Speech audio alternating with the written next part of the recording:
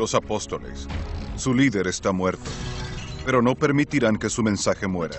Hablamos que pasó de este grupo pequeño de hombres asustados a comenzar todo este movimiento religioso nuevo. ¿Cómo sucedió eso? 12 hombres en una carrera contra el tiempo para salvar al mundo. Piensen en todos los impedimentos en el camino, persecuciones, martirios, crucifixiones. Es una de las cosas más asombrosas que jamás sucedió en la historia de la religión. Los apóstoles al descubierto.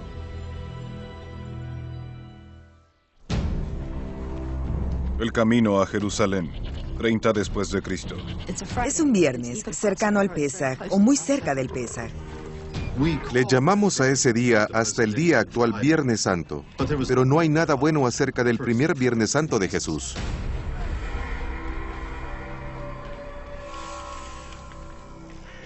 A los romanos les gustaba pensar en algunas de las formas más sangrientas para matar a las personas, pero la crucifixión es una de las peores.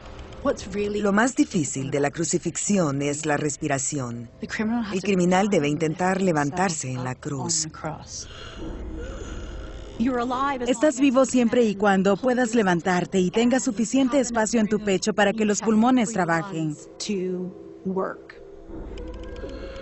Los clavos producen descargas de dolor agonizante en los brazos y piernas del criminal condenado.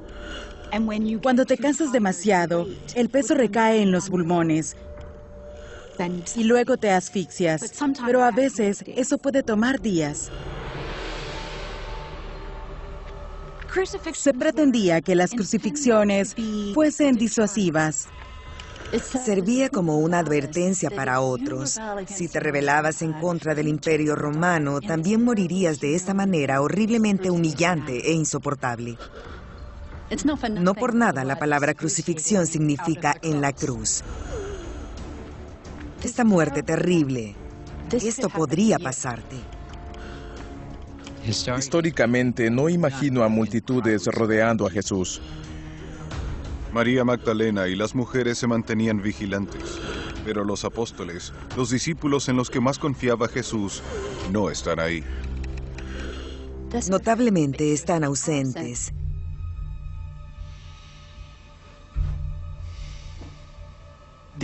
Los apóstoles estaban encerrados en una habitación y están ahí debido al miedo.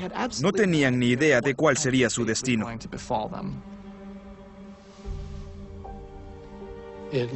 Parece como si fueran a esconderse, lo cual tiene lógica. Si arrestaron a Jesús bajo cargos políticos de llamarse el rey y lo seguían, entonces ellos también serían culpables de insurgencia.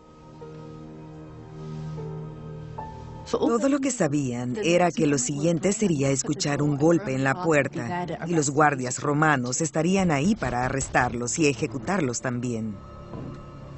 Estos hombres cuyos mundos dieron un giro de 360 grados son los 12 que Jesús escogió. Lo más importante sobre los apóstoles es su nombre, los 12. ¿Por qué no 9? ¿Por qué no 14? 12 es un número muy simbólico. Son las 12 tribus de Israel. Ya que hubo una vez 12 tribus, entonces debía haber 12 apóstoles. Había judíos que vivían en Galilea. A muchos de ellos se les refiere en los evangelios como pescadores, así que sabemos que la mayoría de ellos eran comerciantes. Realmente no tenían ningún entrenamiento formal en temas religiosos, además del que cualquiera hubiera tenido en ese tiempo. Jesús viene y les hace una propuesta muy radical. ¿Por qué no dejan la vida que han conocido por el resto de su tiempo en este planeta y me siguen porque tengo estas ideas alocadas? Pero no se tienen muy claros los nombres de quiénes eran estas personas. Todos nuestros evangelios mencionan a los 12. Algunos enlistan a los 12, pero enlistan nombres diferentes. Si hay una especie de grupo al que ir entre los apóstoles, no necesariamente son los 12. De hecho, son 3 de los apóstoles: Pedro, Santiago y Juan, hijos de Zebedeo. Jesús siempre los llevaba aparte para instrucciones y revelaciones especiales. Estuvieron ahí desde el principio. Pedro es el discípulo mejor conocido de los 12 porque fue la mano derecha más cercana a Jesús. Su nombre no fue originalmente Pedro. Este es el apodo que Jesús le dio. Petras, Pedro. La palabra Petra en griego significa piedra. Pero de hecho, cuando lees sobre la vida de Pedro, se parece a todo menos a una roca. Más bien parece ser arena movediza. Así como cuando corta la oreja de uno de los hombres enviado para arrestar a Jesús, y luego horas después niega haberlo conocido. Le preguntan a Pedro si viaja con Jesús o conoce a Jesús e inmediatamente niega estar involucrado con esta persona. La tradición dice que Pedro mintió. Falla. Pedro falla. Y es un momento de gran decepción para él. Un momento que hubiera sido inimaginable solo unos días antes.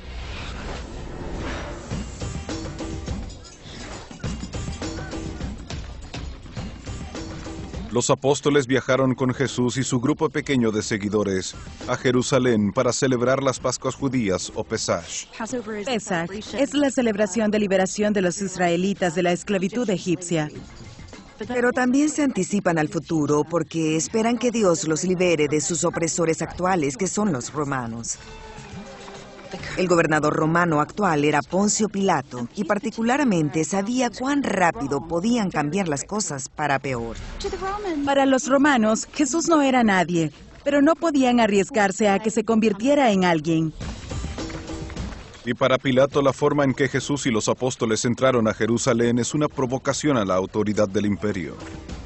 Lo consideraría como un hecho histórico que él entrara a Jerusalén sobre un burro. Pilato, sin duda alguna, está sobre un caballo, pero es una burla peligrosa de Pilato. Pero el hecho es que Jesús era alguien subversivo. El descaro de todo era que este joven de Galilea pretendiera que existe otro tipo de imperio, llamado el imperio de Dios. Por lo tanto, no es sorpresa que lo crucificaran. En el primer siglo, había muchas ideas diferentes sobre cómo podría ser el Mesías, pero ninguno de ellos incluyó una muerte humillante e insoportable al final.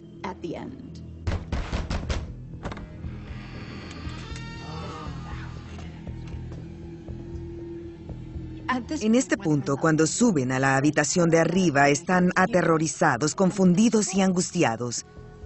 Esto no era lo que esperaban, no era lo que pensaron. ¿Estaban equivocados por seguir a este tipo? ¿Afirmaba ser algo que no era?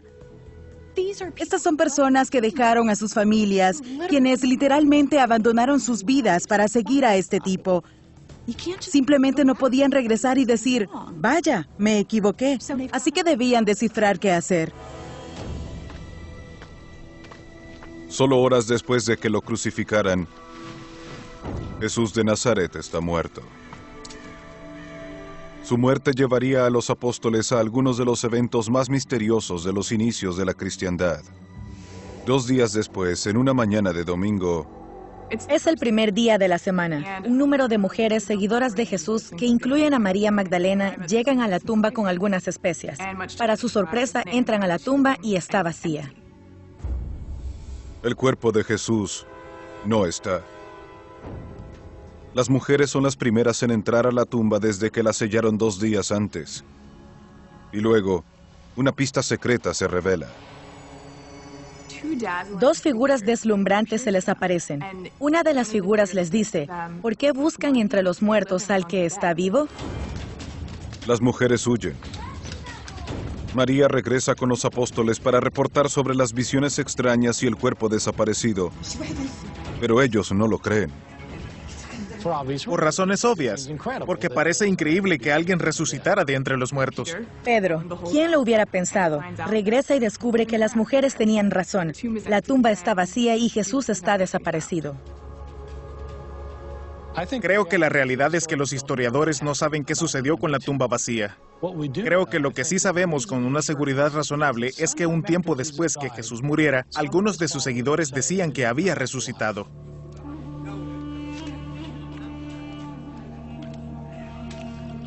Empezaron a ver a Jesús. Jesús se les apareció.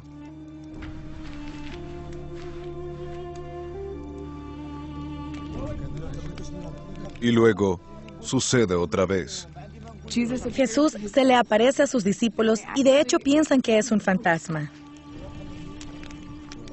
Y como respuesta a esto, los reúne para cenar y comen pescado asado. Jesús está hambriento y quiere comer. Estuvo muerto por 3 días. Los fantasmas no comen. Sabían que era un hombre real. Este era el Jesús real ahí con ellos.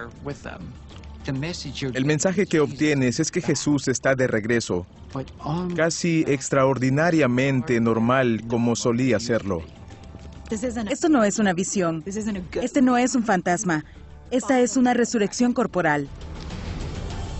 Todos los apóstoles están convencidos de que Jesús regresó de los muertos. De hecho, es inverosímil. Pero estas visiones son absolutamente reales para ellos. ¿Realmente tienen visiones o simplemente sufren de alucinaciones masivas provocadas por el estrés psicológico? Es posible. Pero en el primer siglo a las visiones se les subestima, de hecho, como parte normal de la vida. Las visiones son reales para ellos como lo son para cualquiera que las tiene. Pero las visiones no siempre comienzan religiones mundiales. Lo que intentamos entender es por qué estas visiones hicieron lo que hicieron. Está relacionado con lo que la resurrección confirma para los apóstoles. Dios no elige personas al azar. Escogió a este hombre para ascenderlo. ¿Conocen al tipo que acaban de crucificar? Ese fue el que Dios escogió para que se levante de entre los muertos. Al final, eso confirma todo lo que creyeron sobre seguirlo en primer lugar. Así que debía ser el Mesías. Pero ahora es más poderoso que la muerte. Es el gobernante, es Dios, y es el futuro rey del reino por venir.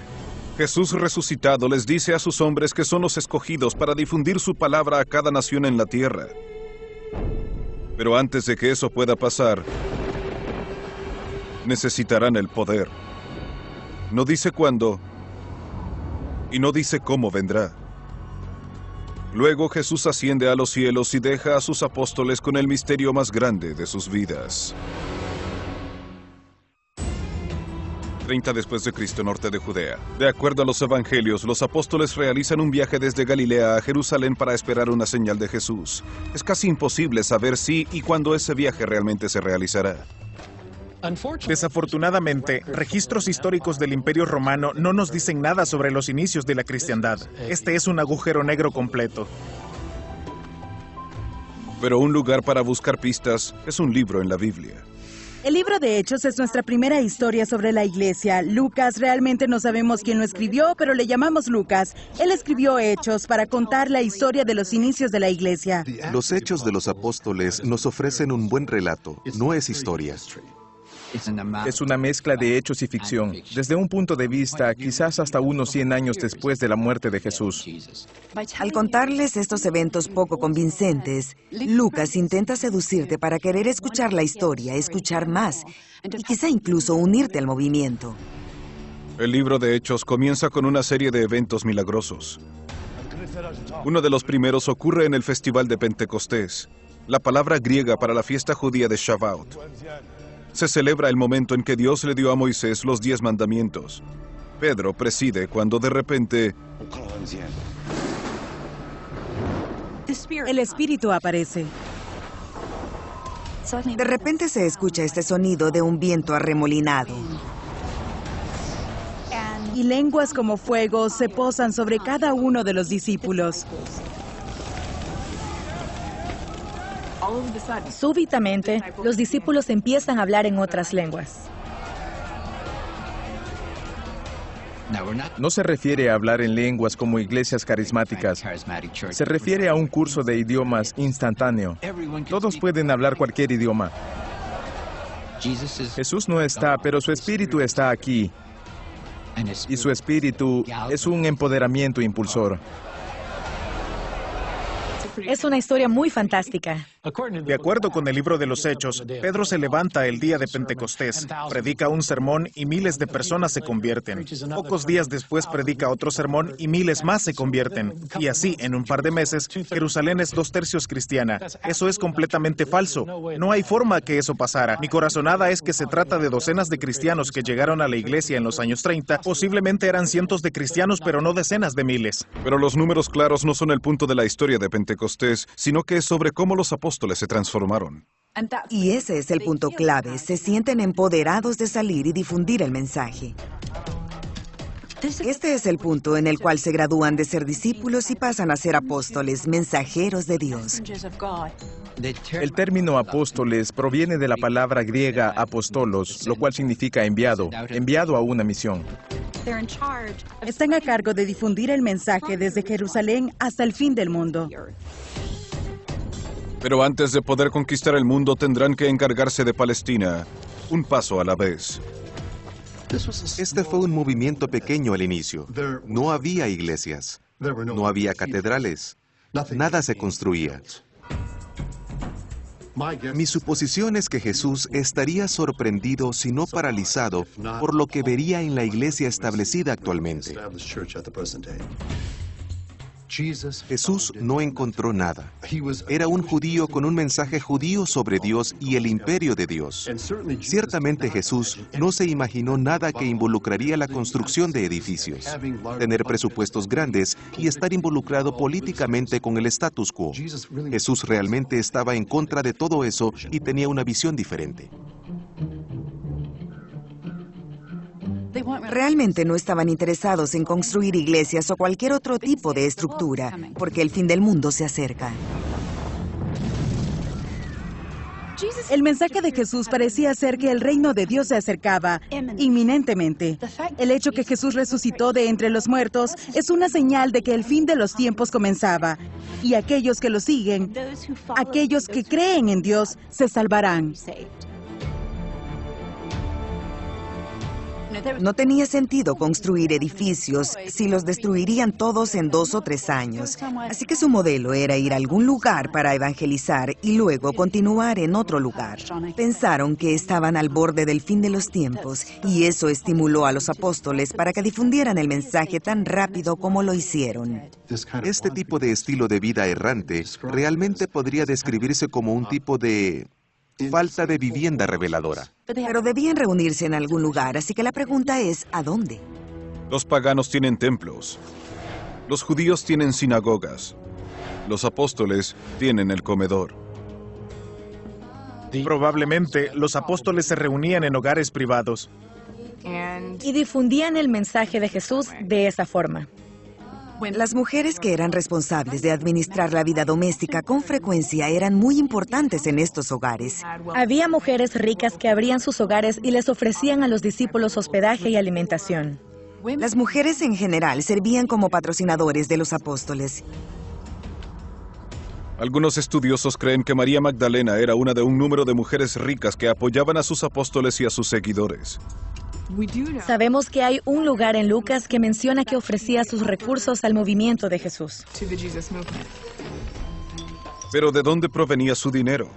Realmente es la prostituta que se describe desde hace casi 1400 años. No hay nada por el estilo en el Nuevo Testamento, nada que diga que era una prostituta, nada sobre ser la mujer que atraparon en adulterio. Mi mejor suposición es que era una viuda rica que administraba un negocio de pesca grande. Es posible que nombraran a María por Magdala, un pueblo pesquero en el mar de Galilea. Simplemente no lo sabemos. Los evangelios simplemente no están interesados en contarnos sobre ella. No nos dicen, por ejemplo, si María decidió mantener en secreto su apoyo al movimiento de Jesús. Los romanos ejecutaron a Jesús. ¿Por qué no ir también tras sus seguidores? Se cree comúnmente que una vez que la cristiandad comenzó, inmediatamente se declaró como una religión ilegal y que los cristianos debían esconderse en las catacumbas. Este punto de vista proviene principalmente de observar muchas películas nocturnas. Los romanos no perseguían a los seguidores de Jesús en el año 34 o 35. En esos primeros años, los romanos no distinguían a los cristianos de los judíos. Y se puede entender por qué. Adoran al mismo Dios, leen los mismos textos, usan el mismo idioma, son judíos. Y los romanos tienen antecedentes de abandonar a los judíos para que se encarguen de sí mismos. Irónicamente, la red de caminos romanos construida para mover a sus ejércitos podría ser una de las razones de por qué los apóstoles pueden difundir el movimiento cristiano tan rápidamente. De hecho, el Imperio Romano ofrecía excelentes caminos, ciudades maravillosas. Todo eso ayudó en la difusión de la cristiandad. Así que el crecimiento de la cristiandad se debe mucho al mundo romano y a la infraestructura romana. Si le preguntaran a un soldado romano si había escuchado sobre Jesús incluso un par de meses después de su ejecución, probablemente respondiera que no. Pero para el establecimiento de los judíos, él no es tan fácil de olvidar. Para los judíos, Jesús es un fraude ridículo, incluso más después de su muerte. Hubiera sido muy difícil convencer a los judíos que Jesús era el Mesías. Cuando se habla sobre cómo sería el Mesías en el primer siglo del judaísmo, este vence a los romanos. Es el nuevo Moisés o el nuevo David. Nadie esperaba que crucificaran al Mesías. Y convencer a los judíos de eso es algo muy difícil de hacer. Especialmente a un judío como Pablo de Tarso. Pablo. Nadie lo sabía en ese tiempo, pero este hombre tendría un gran impacto en el nacimiento de la cristiandad, al igual que el mismo Jesús. Sabemos algo sobre Pablo porque nos cuenta sobre sí mismo en sus cartas. Lo criaron como un judío muy ferviente, quien escuchó sobre los cristianos y empezó a perseguirlos. En este punto en su vida, Pablo se oponía profundamente a los cristianos judíos. Uno de ellos es un hombre joven llamado Esteban. Esteban es un líder cristiano en Jerusalén, quien predicó un sermón que atacaba al templo judío. La forma en que los Hechos lo cuenta, él condena a los judíos por siempre rechazar y matar a los profetas, y ahora rechazaron y mataron a Jesús. Pablo no niega que quería destruir a los cristianos judíos como Esteban, pero se detiene antes de admitir ser cómplice de asesinato. Esa parte de la historia quedó en los Hechos de los Apóstoles. Los Hechos colocan a Pablo en la lapidación de Esteban.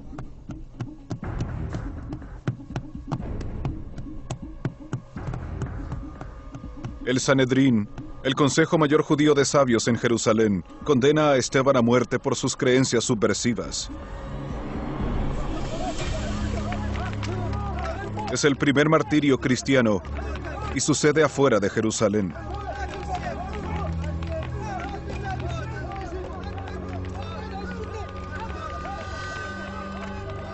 Lo que el libro de Hechos quiere hacernos pensar es que Pablo de alguna manera estaba involucrado en esto. No sabemos hasta qué punto esta historia es real.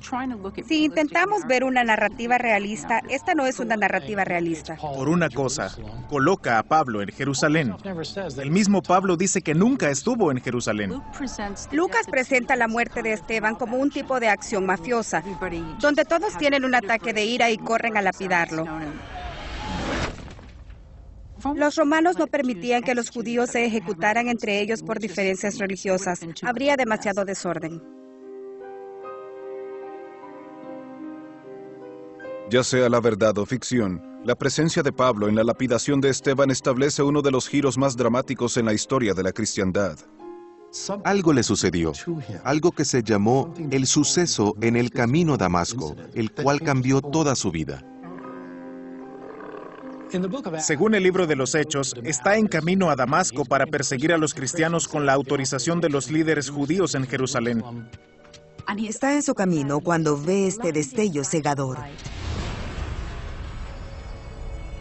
Había una luz brillante que centellaba sobre Pablo y una voz se escuchó la cual dijo, «Pablo, ¿por qué me persigues?»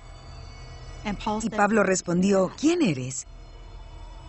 Y la voz dijo, soy Jesús, a quien tú persigues. Entonces, instantáneamente ciega a Pablo. Debieron llevarlo a Damasco de la mano. La visión de Pablo se restaura. Y Pablo tiene un giro dramático de 180 grados. De perseguidor a apóstol. Las propias cartas de Pablo no dicen nada sobre este encuentro milagroso en el camino de Damasco. Los relatos de Pablo son mucho más simples. Simplemente dice, cuando Dios reveló a su Hijo dentro de mí, en mí, como una experiencia interna, entonces me convertí en una persona diferente. Pablo afirma que su llamado vino directamente de su propia revelación personal de Jesús. La historia final es la misma. Pablo pasa de ser un perseguidor en lo que resulta ser uno de los mejores, el mejor apóstol del movimiento. Y la forma de hacerlo fue salir y empezar a caminar. Pablo tiene un plan: ir al norte. Empieza una serie de viajes a través de Asia Menor y Grecia. Algunas personas estiman que Pablo viajó tanto como 16,000 kilómetros. En el mundo antiguo, esto no era fácil. Mientras tanto, los apóstoles continuaron con su trabajo en Palestina. La mejor acogida que obtienen es cuando realizan sanaciones. Expulsaban espíritus y sanaban a los paralíticos. Tenemos estas historias de personas que sacaban a sus parientes enfermos en colchones y los recostaban en la calle.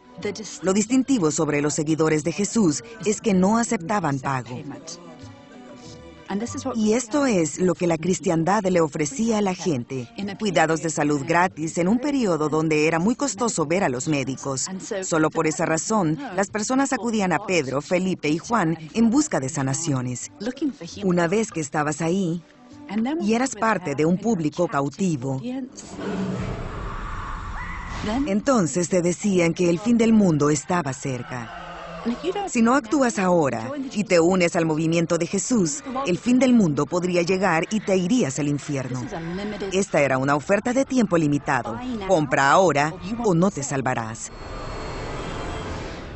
De repente puedes ver que hay algo atrayente y encantador en eso. Los apóstoles hacen algunos progresos con los judíos porque ya adoran al mismo Dios. Pero es una historia diferente con los paganos. Eventualmente, los seguidores de Jesús empiezan a predicar no a los judíos, sino a los paganos y a los no judíos.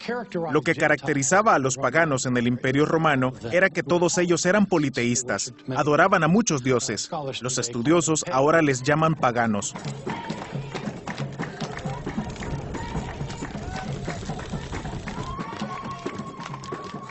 El clima religioso antiguo era muy diverso. Los paganos podían adorar a cualquier dios que quisieran. Podían adorar a los grandes dioses de la mitología griega y romana. Podían adorar a sus dioses locales, de la ciudad, en los bosques, en las corrientes, de las praderas, de la guerra. Había dioses del amor, del embarazo. Es un mundo repleto de estas personalidades superhumanas. Parecía un buffet de religiones antiguas y podías tomar tanto como quisieras. Así que cuando los apóstoles insistieron en que los paganos abandonaran a todos sus dioses, tuvieron un problema. Todo se trataba de poder. La cosa que las religiones paganas parecían enfatizar era que los dioses daban cosas a las personas que los adoraban. No podemos controlar si llueve, pero los dioses pueden. No podemos controlar que los cultivos crezcan, pero los dioses pueden. No podemos controlar cómo se reproduce el ganado, pero los dioses pueden. Los dioses pueden hacer cosas por nosotros. Cuando les das la espalda, Un humano pagará el precio. los dioses causan estos problemas porque hay personas entre nosotros que no los adoran. Esta es una de las razones de por qué perseguían a los primeros cristianos, porque cuando sea que un desastre azotaba a un pueblo, era porque ahí habían cristianos. Naturalmente se asumía que era por esos cristianos. Por su parte, a Pablo le iba muy bien al difundir el mensaje de Dios a la población pagana de Grecia y Asia Menor. La forma en que Pablo se establece de alguna forma audaz es como un apóstol a los paganos. Aparentemente, Pablo pensó que el mensaje de salvación no solo era para los judíos. El mensaje de la salvación de Dios se suponía que era para toda la tierra, y creyó que la razón de por qué Cristo lo llamó fue para llevar el mensaje a los paganos. De hecho, Pablo era un estratega brillante. Su plan era evitar los pueblos apartados y enfocarse en las capitales.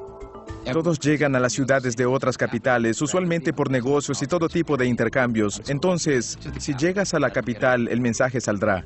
Pablo tenía un buen montaje. Tenía un negocio de cuero. Y cuando las personas llegaban a comprar lo que vendía, empezaba a hablarles. Primero, puede hablar su idioma. Pablo hablaba griego. Debido a que Pablo podía comunicarse, no había límite en cuanto hasta dónde podía llegar su mensaje. Luego él introduce un poco de religión. Corres el riesgo de que te lancen al infierno, donde te quemarás y te caerán gotas de azufre en tu cuerpo, perdido para siempre. ¿Quieres estar del lado de Jesús o quieres que te dejen atrás? Ese era el mensaje persuasivo de Pablo. Pero realmente es bueno para cerrar el trato al convencer a los paganos que el Dios judío es más poderoso. Más poderoso que todos los demás dioses paganos, como se vio, por ejemplo, en la resurrección de Jesús, pero también como se vio en los milagros que sus seguidores realizaron. Un Dios lo suficientemente poderoso para protegerlos de la ira de todos los demás. Una deidad universal para todo el mundo, responsable de su creación, de todo en él y por el cual será su destrucción inminente. Funcionó. El movimiento de Jesús crece. Pedro y Pablo, sus dos pilares, están completamente en sincronía. Hechos quiere, de alguna forma, presentar a Pedro y a Pablo, se podría decir, como dos gotas de agua. Pero de hecho, parece que realmente había algo de tensión entre Pedro y Pablo. Pablo es extremadamente diferente de estos tipos. No están alfabetizados, no están bien educados, no son de un nivel social alto. Hablamos de pescadores. Pablo es este tipo que sale de la nada. Es un extranjero, probablemente tenga un acento. La capacidad de poder escribir hace ver a Pablo como alguien rico y privilegiado. Y el hecho es que parece no saber casi nada sobre Jesús. Pablo nunca lo vio. Pablo no estuvo en Galilea. No viajó con Jesús en vida, no fue a su crucifixión. Y un día aparece y dice, tuve una visión de Cristo y ahora también seré un apóstol. ¿Pueden imaginarse cuán frustrante es eso? Si eres uno de los seguidores originales de Jesús. Pero quería que lo tomaran con seriedad. Quería ser un apóstol.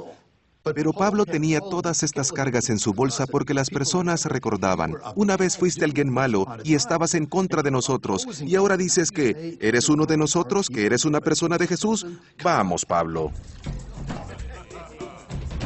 Hay intentos de establecer algunos intereses comunes, como cuando Pablo invita a Pedro a comer con sus conversos paganos en la ciudad de Antioquía. Pablo quiere que sus nuevos hermanos se sientan como en casa, y eso significa comer en su forma. Definitivamente no es kosher. Pablo lo explica de esta forma. Todos nos sentamos juntos, un cuerpo, un grupo de creyentes que compartían. Y luego arrestan a Pedro. Fueron sus hermanos de Jerusalén. El crimen fue comer comida que no era kosher con personas no judías.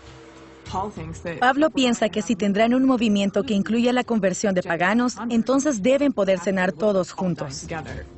Las personas de Jerusalén no están de acuerdo y Pedro se derrumba. Pablo le dijo a la cara, me levanté, y se opuso al decirle, ¿ahora piensas que debemos comer kosher? ¿Crees que somos creyentes de segunda clase? Pablo piensa que eso es hipócrita. Según Pablo, Pedro y él nunca se reconcilian. Pablo nunca duda por un momento que él es el que sabe qué es lo mejor para el movimiento. Pablo insiste que escribió su evangelio de nadie más que del mismo Jesucristo. Que él no aprendió nada acerca de lo que hace de un ser humano. Todo lo recibió directamente de Jesús. Como decidir si los paganos que aceptan a Jesús deben estar sujetos o no a costumbres judías antiguas, como la circuncisión. En este punto, la cristiandad todavía es un movimiento judío y la circuncisión es una ley inmutable que todos los judíos deben seguir. Pero Pablo cree firmemente que se exima a los paganos. El mismo Pablo no sentía que la circuncisión era necesaria para ser un seguidor de Jesús. Era muy franco en cuanto a que cualquiera que fuese un pagano, quien creyera en Jesús, no debían circuncidarlo. Que Jesús murió por su salvación. Y eso es lo que necesitaban creer. Si la ley podía salvarte, no necesitarías a Jesús. Y creo que al final Pablo es muy práctico. Si intentas difundir esa religión y colocas eso al frente, ese es el requisito. ¿Le harás el qué? ¿A mí qué? No ganarás muchos hombres mayores conversos, simplemente no pasará. Y cuando una facción rival en Galacia lo desafía, no mide sus palabras. Básicamente comienza su carta, ustedes Gálatas estúpidos, y va de mal en peor desde ahí. Pablo dijo, no, dejen en paz a mi pueblo. Son buenos seguidores de Jesús sin circuncisión.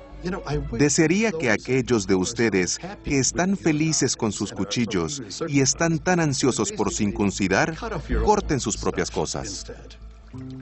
Desde que la circuncisión no es algo discutible para los paganos, Pablo necesita ofrecerles otro ritual de iniciación.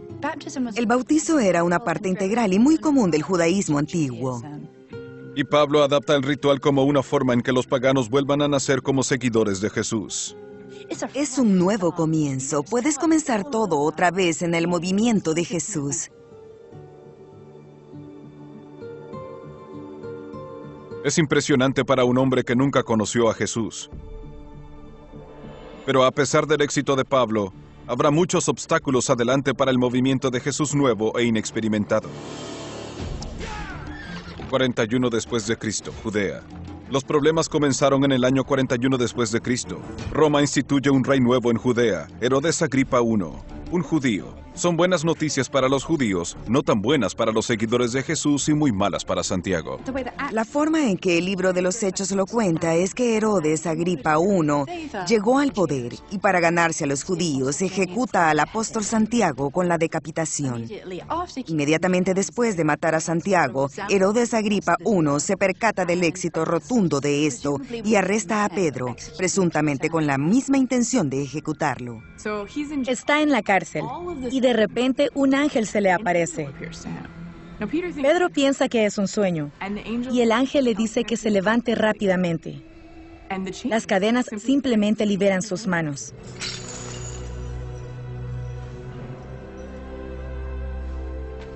Después de su fuga milagrosa de Jerusalén, Pedro mantiene un perfil bajo. Pero a 1400 kilómetros al norte, Pablo no lo hace. En el año 50 después de Cristo, Pablo llega al pueblo griego de Filipos para continuar con su misión con los paganos. Un buen día para Pablo es un día en el que puede convertir a más de un alma, incluso cuando significa exorcismo. Se enfoca en una esclava, una adivina cuyos trances son una fuente lucrativa de ingresos para sus manipuladores. Pablo no soporta ver que esta chica esté poseída por un demonio.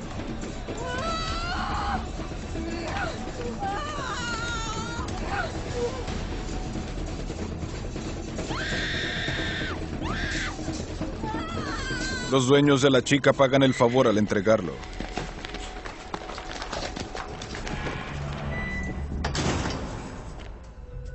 En el curso de la década siguiente, Pablo se familiariza con los calabozos romanos. Pablo escribe mucho. Pablo habla mucho. Pablo convierte a muchos. Pasó mucho tiempo en prisión. Pero Pablo sueña llevar su misión a Roma.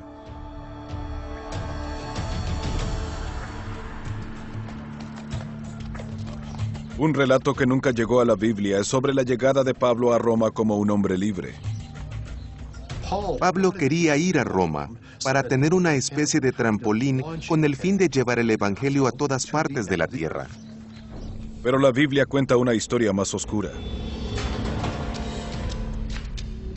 Lo arrestaron en Jerusalén y luego lo llevaron a Roma para enfrentar un jurado. El libro de los Hechos termina ahí, con Pablo en una cárcel en Roma. Pablo está tras las rejas. Santiago está muerto. Y Pedro desapareció. ¿Qué hay del resto de los 12? ¿Qué dice la Biblia sobre ellos? Nada. Casi no tenemos ninguna información sobre estos otros apóstoles. Pero tenemos leyendas de sus muertes espantosas. A Bernabé lo despellejaron vivo en Armenia. A Tomás lo apuñalan hasta morir. Por asesinos en la India. A Andrés lo ejecutan en una cruz en forma de X, presuntamente para agudizar el sufrimiento. Probablemente nunca sabremos cuán verdaderas son estas leyendas. Pero algo pasó en el año 66 después de Cristo que es horriblemente real.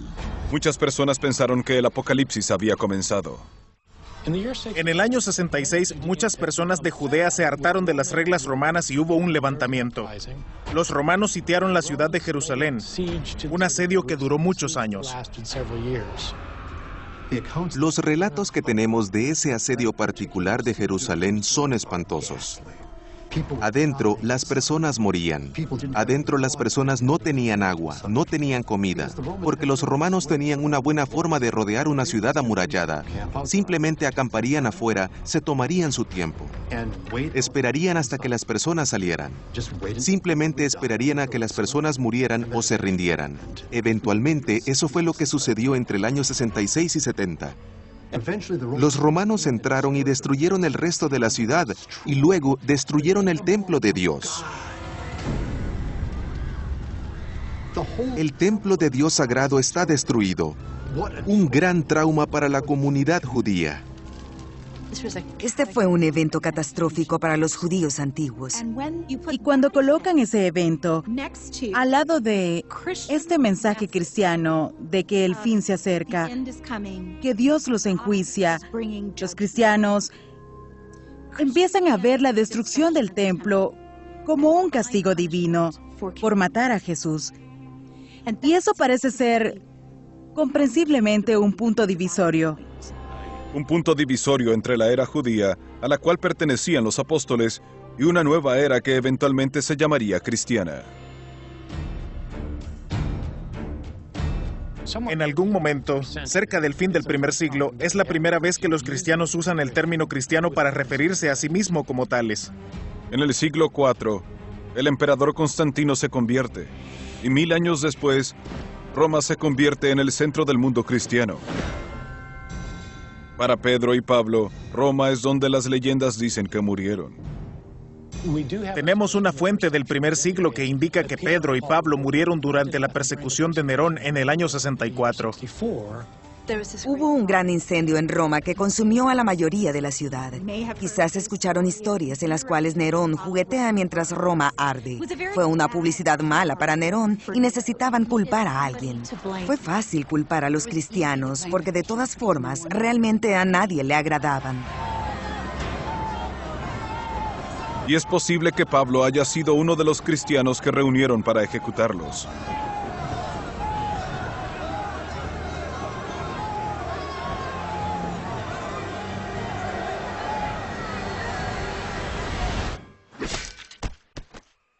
Decapitan a Pablo. Pero algo interesante pasa cuando lo decapitan. En lugar de sangre, leche empieza a derramarse de su cuello. Su muerte no es irónicamente una muerte, sino vida. La leche es lo que da vida. Y al matar a Pablo, los romanos involuntariamente le dan vida. La muerte de Pedro es igual de única. Crucifican a Pedro. Pero al revés. Las personas piensan que crucificaron a Pedro al revés, porque él dice que no es digno de morir de la misma forma en que lo hizo Jesús. Pero eso no es lo que Pedro dice en los Hechos de Pedro. Él ilustra el desorden del mundo, que el mundo en el que vivimos es pecador y que la cruz es lo que lo corregirá.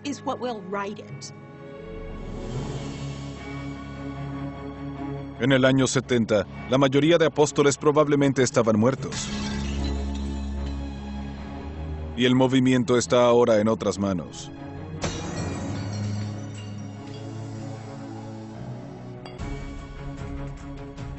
No era que los primeros apóstoles convertían a miles de personas de una sola vez. Convertían a pocas personas aquí y allá, pero estas pocas personas convirtieron a otras personas que convirtieron a otras personas y así empezó a crecer. Es una de las cosas más asombrosas en la historia de la religión. Cuando piensas en todo lo que estos creyentes debieron superar, persecuciones, martirios, encarcelamientos, crucifixiones, y aún así pusieron en marcha una religión mundial mayor. Es impresionante.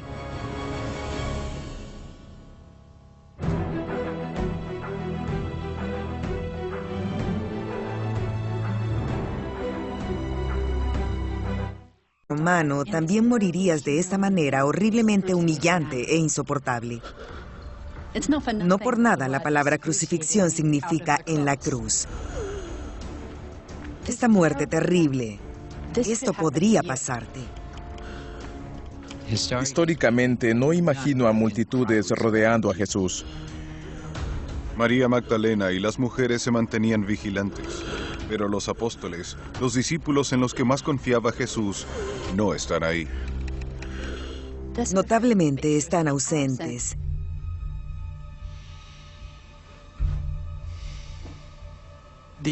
Los apóstoles estaban encerrados en una habitación y están ahí debido al miedo. No tenían ni idea de cuál sería su destino.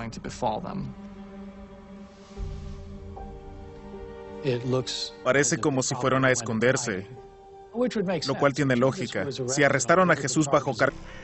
A los romanos les gustaba pensar en algunas de las formas más sangrientas para matar a las personas, pero la crucifixión es una de las peores. Lo más difícil de la crucifixión es la respiración. El criminal debe intentar levantarse en la cruz. Estás vivo siempre y cuando puedas levantarte y tengas suficiente espacio en tu pecho para que los pulmones trabajen. Los clavos producen descargas de dolor agonizante en los brazos y piernas del criminal condenado.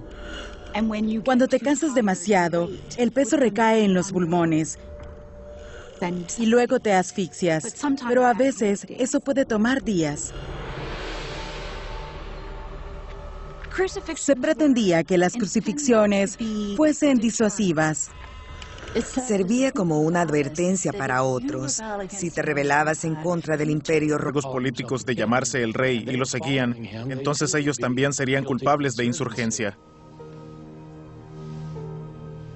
todo lo que sabían era que lo siguiente sería escuchar un golpe en la puerta y los guardias romanos estarían ahí para arrestarlos y ejecutarlos también. Estos hombres cuyos mundos dieron un giro de 360 grados son los 12 que Jesús escogió. Lo más importante sobre los apóstoles es su nombre, los 12. ¿Por qué no 9? ¿Por qué no 14? 12 es un número muy simbólico. Son las 12 tribus de Israel. Ya que hubo una vez 12 tribus, entonces debía haber 12 apóstoles. Había judíos que vivían en Galilea. A muchos de ellos se les refiere en los evangelios como pescadores, así que sabemos que la mayoría de ellos eran comerciantes. Realmente, Los apóstoles. Su líder está muerto, pero no permitirán que su mensaje muera. hablamos que pasó de este grupo pequeño de hombres asustados a comenzar todo este movimiento religioso nuevo. ¿Cómo sucedió eso? 12 hombres en una carrera contra el tiempo para salvar al mundo. Piensen en todos los impedimentos en el camino, persecuciones, martirios, crucifixiones. Es una de las cosas más asombrosas que jamás sucedió en la historia de la religión. Los apóstoles al descubierto.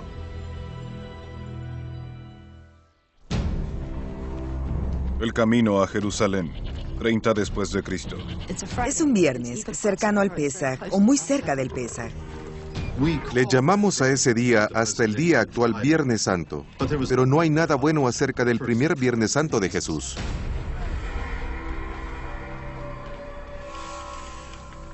No tenían ningún entrenamiento formal en temas religiosos, además del que cualquiera hubiera tenido en ese tiempo. Jesús viene y les hace una propuesta muy radical. ¿Por qué no dejan la vida que han conocido por el resto de su tiempo en este planeta y me siguen porque tengo estas ideas alocadas? Pero no se tienen muy claros los nombres de quiénes eran estas personas. Todos nuestros evangelios mencionan a los 12. Algunos enlistan a los 12, pero enlistan nombres diferentes. Si hay una especie de grupo al que ir entre los apóstoles, no necesariamente son los 12. De hecho, son 3 de los apóstoles: Pedro, Santiago y Juan, hijos de Zebedeo. Jesús siempre los llevaba aparte para instrucciones y revelaciones especiales. Estuvieron ahí desde el principio. Pedro es el discípulo mejor conocido de los 12 porque fue la mano derecha más cercana a Jesús. Su nombre no fue originalmente Pedro. Este es